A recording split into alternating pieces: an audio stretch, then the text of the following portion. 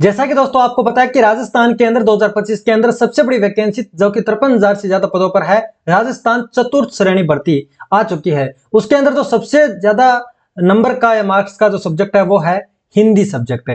तो हिंदी सब्जेक्ट के सामान्य परिचय के बारे में इस वीडियो के अंदर हम बात करेंगे कि हिंदी क्या है, एक भाषा है। भाषा का सामान्य परिचय क्या है, भाषा कितने प्रकार की होती है, भाषा की विशेषता क्या है, और भाषा के बारे में हम सब कुछ जानेंगे कि भाषा का विकास किस तरीके से हुआ था और हिंदी भाषा किस तरीके से बनी थी। हिंदी दोस्तों मैं आपको बता देता हूं, राजस्थान के चतुर्थ श्रेणी वैकेंसी के अंदर 30 नंबर की ये आने वाली है। और जो मैं यहाँ पर जो भी पढ़ाऊंगा उसकी पीपीटी का डिस्क्रिप्शन के अंदर आपको लिंक मिल जाएगा, वहां से आप डाउनलोड कर सकते हैं, इसके नोट्स बना सकते हैं। वीडियो के साथ में आपको नोट्स बनाने की जरूरत नहीं है। ठीक है, तो शुरुआत करते हैं हम हिंदी से। ठीक है, कि हिंदी है क्या एक्चुअल में। हिंदी जैसा कि आपको पता है कि हिंदी एक विषय है। हिंदी है वो एक आपके विषय है। क्या है? विषय है। विषय से पहले हिंदी क्या है? हिंदी एक भाषा है। अब ये भाषा क्या होती है? भाषा जितनी भी होती है, चाहे संस्कृत हो, आपकी फ्रेंच हो, इंग्लिश हो, या कोई भी भाषा हो, वो एक भाषा होती है, हिंदी होती है। अब ये भाषा क्या है, इस भाषा के बारे में जानकारी हम पहले ले लेंगे, तो हम आने वाले दिनों के अंदर संज्ञा सर्वनाम विशेषण या पूरी ग्रामर को हम कंप्लीट करेंगे। जो आपके चतुर्थ श्रेणी वैकेंसी के अंदर आती है वो सारी चीजें हम पढ़ेंगे, तो आपको आगे जाके कोई समस्या नहीं होगी कि भाई एक्चुअल में भाषा क्या होती है, उसको समझने में कोई समस्या नहीं होगी। तो सबसे पहले मैं आपको बता देता हूं कि ये भाषा है। ये भाषा संस्कृत के भाष धातु से बनी है। संस्कृत के अंदर क्या होती है? भाष धातु। ठीक है, संस्कृत की भाष धातु, भाष धातु से भाषा बनी है। अब ये भाष धातु क्या है? अब इस धातु का मतलब क्या होता है ये समझ लेते हैं। धातु, ठीक है, धातु जैसे हिंदी के अंदर हम किसी कार्य के करने या होने को क्रिया कहते हैं, उसी तरह संस्कृत में किसी कार्य को करने या होने को धातु कहते हैं। आप इतना समझ लीजिए। तो ये धातु क्या है? जो हिंदी में, यहां पर हम लिख देते हैं कि जो हिंदी में क्रिया है,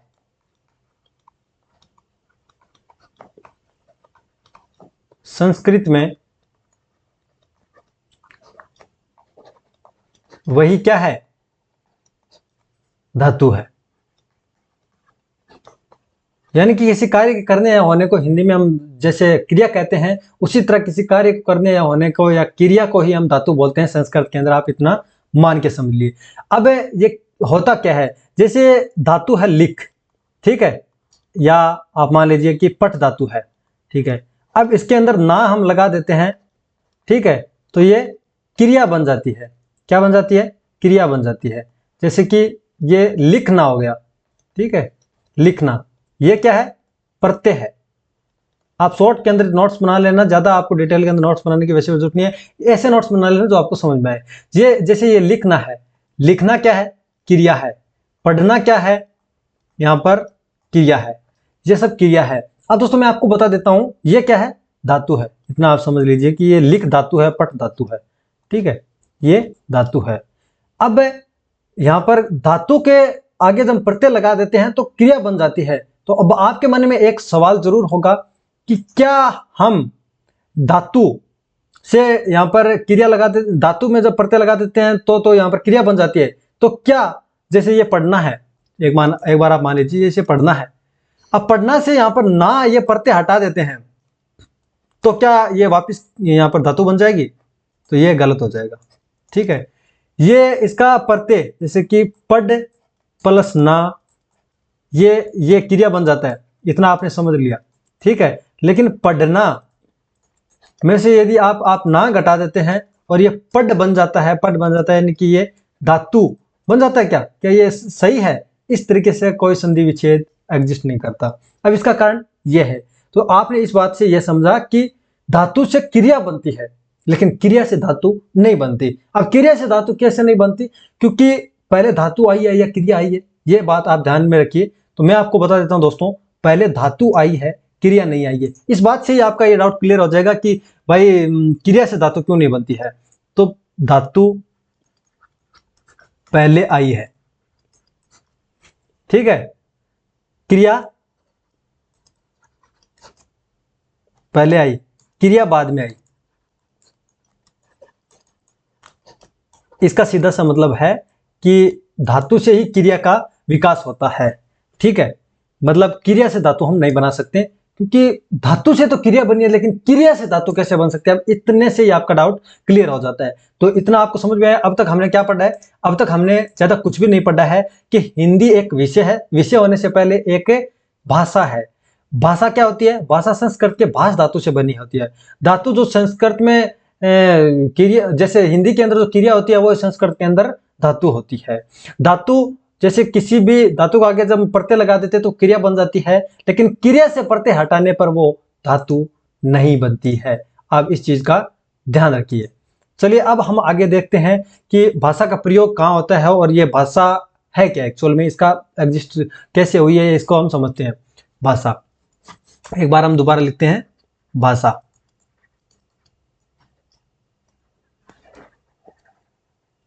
भाषा, भाषा का हम प्रयोग करते हैं। भाषा का प्रयोग हम कई तरीके से करते हैं। जैसे कि पहला हम प्रयोग करते हैं भाषा को बोलने के लिए। ठीक है, बोलने के लिए हम भाषा का प्रयोग करते हैं। ठीक है, भाषा का प्रयोग हम बोलने के लिए करते हैं। अब बोलना क्या होगा, बोलना क्या है, इसको भी समझना जरूरी है ना। हम इस वीडियो के अंदर सिर्फ सामान्य जानकारी ले रहे हैं, तो हम ये डीप में समझे कि ये बोलना क्या है। बोलना है हमारी मन की बात, किसी को हम अपने मन की बात बोल दें ताकि वो समझे और वो अमल करे उस पर। ठीक है, बोलना यानी कि अपने मन की बात, और मन की बात को कहते हैं हम विचार। ठीक है, यानी कि विचारों का आदान प्रदान है ना ये, यहां पर ये विचार। अब ये भाषा क्या होती है? विचारों का आदान प्रदान होता है। विचारों का आदान प्रदान क्या है ये भी हम डिटेल से समझेंगे। आदान प्रदान, विचारों का आदान प्रदान यदि कोई एक व्यक्ति दूसरे व्यक्ति के साथ कर सकता है तो वो माध्यम का जो प्रयोग करता है ना, वो माध्यम ही क्या है? भाषा है। ठीक है, अब ये विचारों का आदान प्रदान है, इसको हम बोल देते हैं अभिव्यक्ति। ठीक है, जैसे कि हमें अभिव्यक्ति की आजादी भी है, तो ये विचारों का आदान प्रदान क्या हो गया? अभिव्यक्ति हो गया। ये इतनी बात आपको समझ में आ गई होगी। अब ये विचार क्या है हमने डिटेल में हम समझ रहे हैं दोस्तों। तो जो भाषा का हम प्रयोग बोलने के लिए करते हैं। बोलना क्या है? बोलना है विचारों को आदान प्रदान। विचार क्या होते हैं ये, और विचारों का आदान प्रदान को अभिव्यक्ति कहते हैं। विचार क्या है? विचार है हमारी मन की अध्वन्यात्मक, यहां पर ये ध्वनि। विचार का कोई ध्वनि नहीं होता है। ठीक है, जो हमारे मन के भाव होते हैं, यानी कि भावों की, आप इतना समझिए, भावों की अध्वन्यात्मक, यानी कि अध्वन्यात्मक ध्वनि। अध्वन्यात्मक इकाई बोलिए आप, ध्वनि नहीं।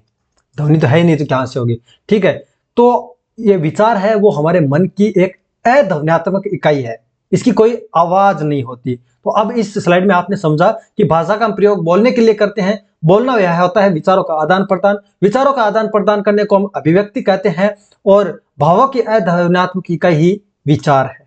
ठीक है, चलिए नेक्स्ट स्लाइड पर चलते हैं और हम समझते हैं आगे कि भाषा के प्रकार कितने हैं। पहले तो हम भाषा के मानक प्रकार पढ़ लेते हैं। तो भाषा के मानक प्रकार, भाषा मुख्य रूप से तो दो भागों में विभक्त है। अब इतना समझ लीजिए कि भाषा है वो मुख्य रूप से दो भागों में विभक्त है। कौन कौन सी आपको पता ही होगा, ये तो बिल्कुल बेसिक है। पहली है मौखिक भाषा, ठीक है, और दूसरी है लिखित भाषा। मौखिक और लिखित। ठीक है, अब मौखिक भाषा क्या है और लिखित भाषा क्या है? मुख से निकलकर हम कुछ बोल रहे हैं और अगला सुनकर ग्रहण कर रहा है, तो वो क्या है? मौखिक भाषा है। तो मौखिक भाषा में लिख लेते हैं कि वह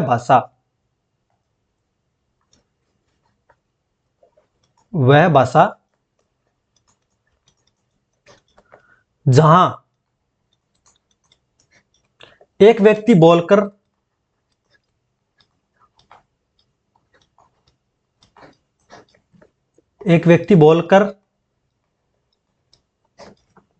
अपने भावों को प्रकट करता है, मतलब अभिव्यक्त करता है। बोलकर, और दूसरा व्यक्ति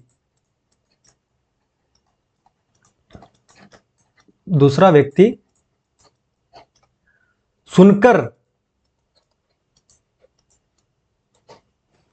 विचारों को ग्रहण करता है। आप इतना लिख दीजिए, विचारों को ग्रहण करता है। अब ये हो गई आपकी मौखिक भाषा। आप बोल रहे हो और अगला बंदा सुन रहा है तो ये एक मौखिक भाषा है। मौखिक भाषा में क्या हो गया, जैसे कि इसका उदाहरण आपको बताऊं तो रेडियो पे समाचार चल रहे हैं, आप सुनकर ग्रहण कर रहे हैं। कोई भी आप ऑडियो बुक सुन रहे हो तो अगला बंदा बोल रहा है और आप उसको सुनकर ग्रहण कर रहे हो। ठीक है, तो इसका उदाहरण हम देख लेते हैं कि इसका उदाहरण है ऑडियो बुक जो हम सुनते हैं। इसको हम लिख देते हैं ऑडियो बुक। आप समझ लीजिए, मेन समझना है आपको, ये ऐसी परिभाषा कहीं पर भी नहीं पूछता कोई भी। आपको ऑप्शन वाले क्वेश्चन आते हैं, ऑब्जेक्टिव टाइप क्वेश्चन आते हैं, उनका टिक लगाना पड़ता है। तो आपको भाषा का ज्ञान होगा तभी आप ये सब चीजें आगे समझ पाएंगे। जैसे कि ऑडियो बुक सुनना, ठीक है, ऑडियो पुस्तक सुनना, आप ये ऐसे लिख दीजिए ऑडियो पुस्तक सुनना। दूसरा इसका उदाहरण है रेडियो समाचार। रेडियो पर जो समाचार चलते हैं वो हो गया, रेडियो पर जो समाचार चलते हैं वो हो गया समाचार। इतना में आप समझ लीजिए कि रेडियो पर जो समाचार चलते हैं वो रेडियो में कोई बोलता है और हम सुन लेते हैं। फोन पर आप बात करते हो, बाबा जी खाना खा लिया, मम्मी जी खाना खा लिया, ये कर लिया वो कर लिया, जितनी भी बातें हैं।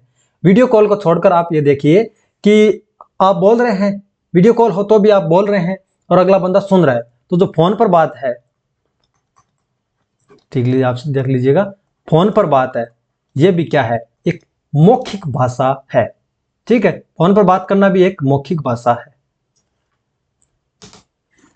ठीक है, अब लिखित भाषा के बारे में समझते हैं। तो एक व्यक्ति लिखकर और दूसरा व्यक्ति सुनकर यदि विचारों को ग्रहण करता है तो ऐसी भाषा को हम लिखित भाषा के नाम से जानते हैं। तो वैसी लिखित भाषा के बारे में लिख लेते हैं हम कि एक व्यक्ति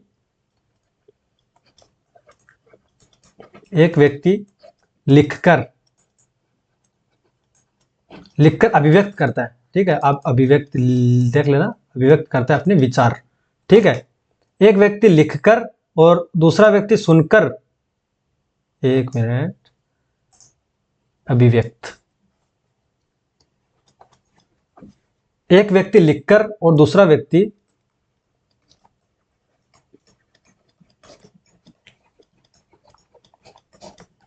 सुनकर यदि उन विचारों को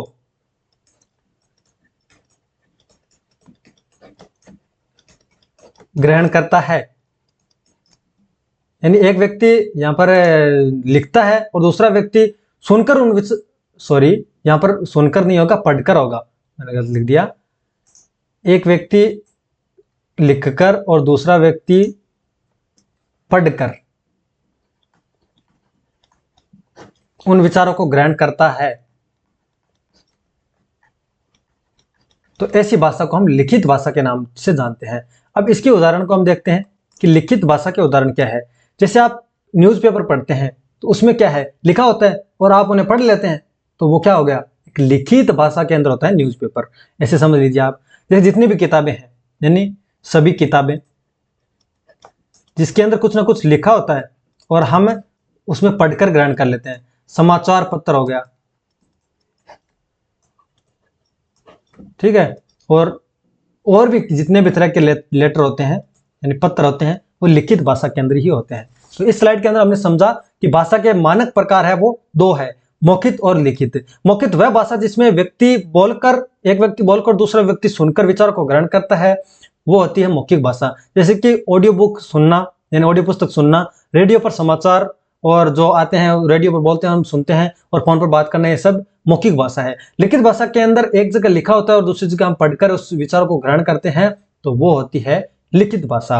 अब भाषा के दोस्तों एक और प्रकार है जो मानक प्रकार तो नहीं है, जिसे सांकेतिक भाषा के नाम से जाना जाता है। ठीक है, तो अब हम पढ़ते हैं सांकेतिक भाषा के बारे में। ठीक है, किसी भाषा, सांकेतिक भाषा, सांकेतिक भाषा। अब सांकेतिक भाषा क्या होती है इसके बारे में हम डिटेल से जान लेते हैं।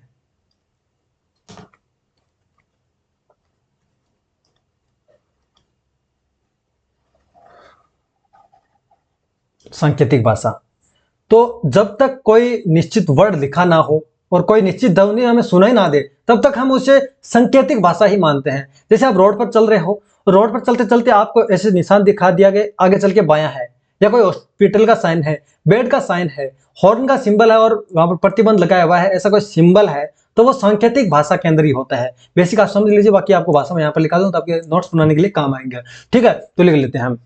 क्या लिखते हैं कि जब तक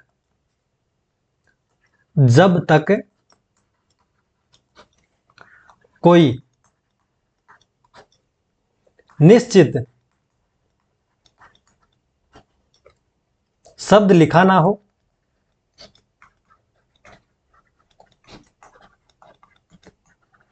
कोमा निश्चित ध्वनि सुनाई न दे,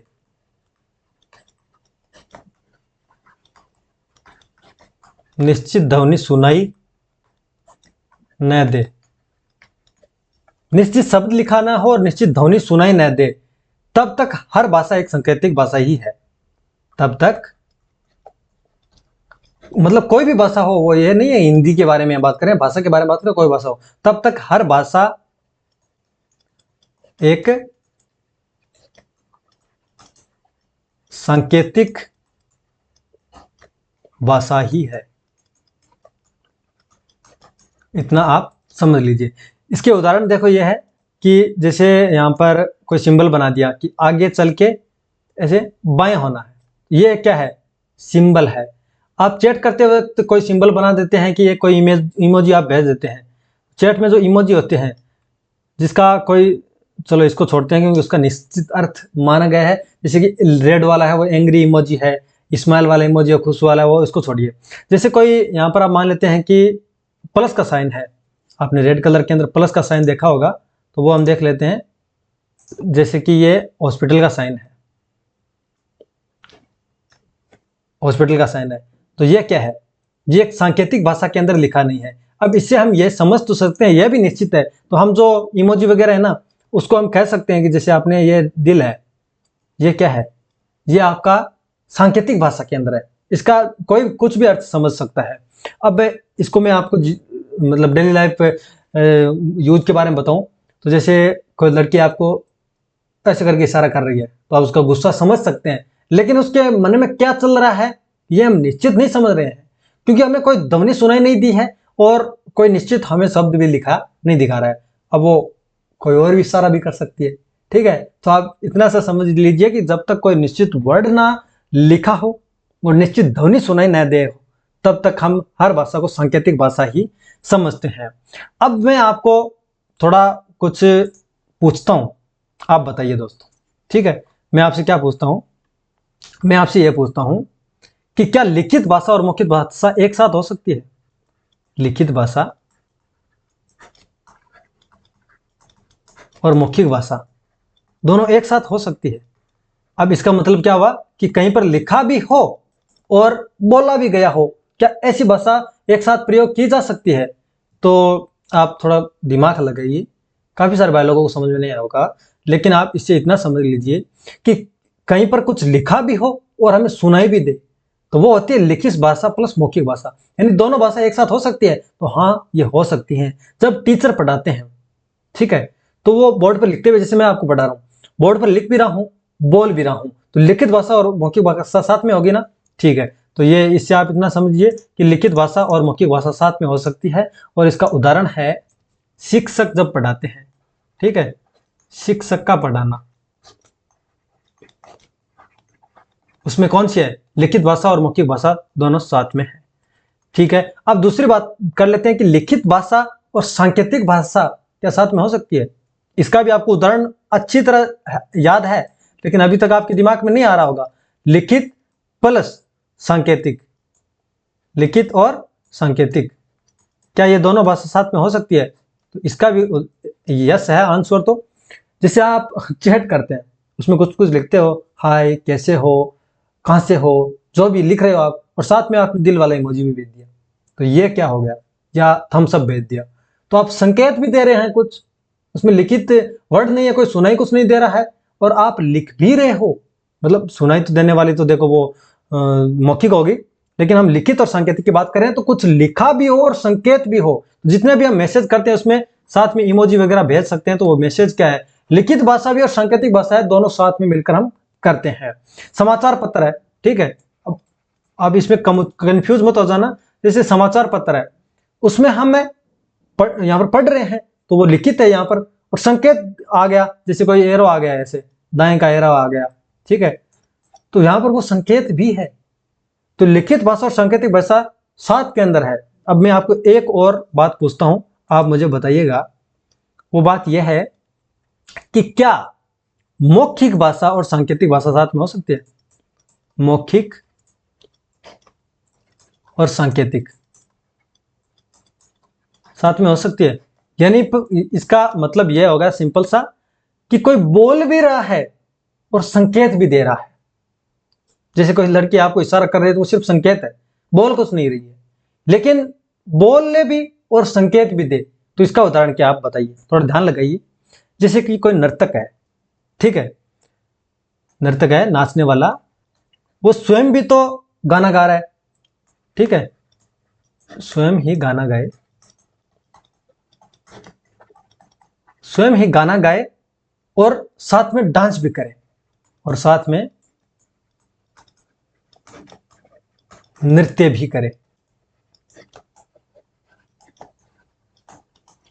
अब इसे आपने क्या समझा कि वो गाना गा रहा है, कुछ ना कुछ बोल रहा है, तो ये मौखिक भाषा हो गई। साथ में इशारे भी कर रहा है, ऐसे नाच रहा है, तो वो मतलब संकेत भी कर रहा है ऐसे ऐसे कुछ, ठीक है, तो वो नृत्यक स्वयं नाचता भी है, मतलब खुद ही तो गाना गाए और खुद ही डांस करे। जैसे गांव में भोपा वगैरह आते हैं, वो क्या करते हैं, ऐसे खुद ही तो बजाते रहते हैं, गाते रहते हैं, इशारा करते रहते हैं, एक डांस करता रहता है, वो सारे काम वो खुद ही करते हैं। तो मौखिक और सांकेतिक भाषा भी साथ में हो सकती है।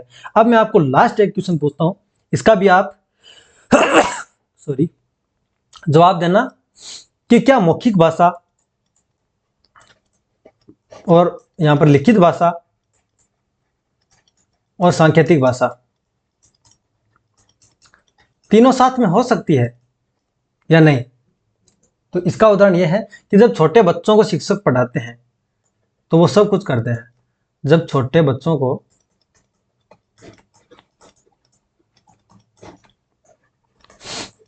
शिक्षक पढ़ाते हैं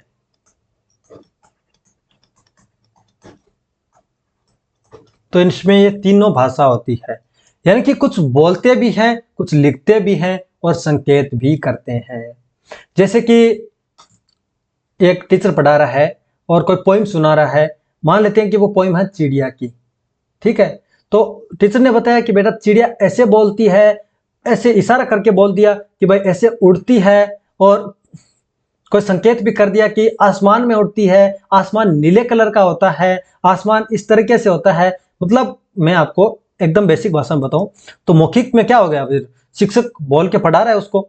लिखित में क्या हो गया, साथ में बोर्ड पर लिख भी रहा है, और संकेत क्या कर रहा है, ऊपर बता रहा है कि ये भाई संकेत ये कर रहा है आसमान नीला होता है, और आसमान है वो अपने बोर्ड पर बना दिया कि इस तरीके से आसमान नीला होता है, ठीक है, मैं नीला बना देता हूं कि भाई आसमान नीला होता है, आसमान बेटा ऐसा होता है। तो तीनों भाषा में एक टीचर जब पढ़ाते हैं छोटे बच्चों को तो उनको इशारा भी करना पड़ता है, बोलना भी पड़ता है और लिखना भी पड़ता है। ये सब चीजें साथ में हो तो तीनों भाषाएं साथ में होती है। तो आपको ये जब तीनों डाउट क्लियर हो जाएंगे ना, तब आपको हिंदी भाषा से रिलेटेड कोई मेरे हिसाब से डाउट नहीं बचेगा। ठीक है, ठीक है। अब संकेत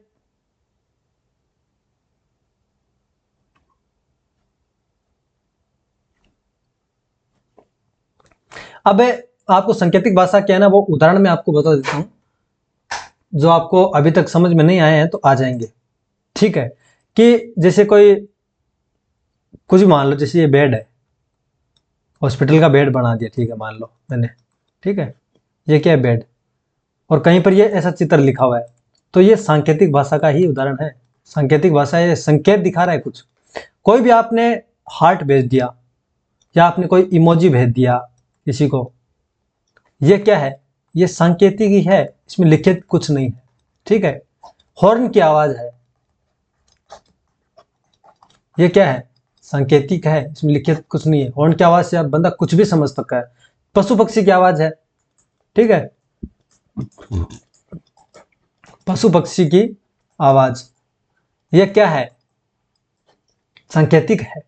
पशु पक्षी की आवाज में आप कुछ भी ऐसा ना सुना, भाई भूखी होगी, प्यासी होगी, ये समझना तो हमारा मतलब कुछ भी समझ सकते हैं। ऐसे भी हो सकता है उसकी दर्द हो रहा है, कुछ लगी होगी, एक अर्थ नहीं है उसका कोई भी, ठीक है, और कुछ लिखा तो है ही नहीं, तो ये सांकेतिक भाषा हो गया। ठीक है, उसके बाद में बच्चे जब रोते हैं, बच्चों का रोना, ये क्या है? ये भी एक संकेत ही है। बच्चे रोते हैं तो वो भूखे होंगे या लग गई होगी उनकी, तो इसका कोई निश्चित अर्थ हम नहीं निकाल सकते हैं। तो ये क्या हो गया?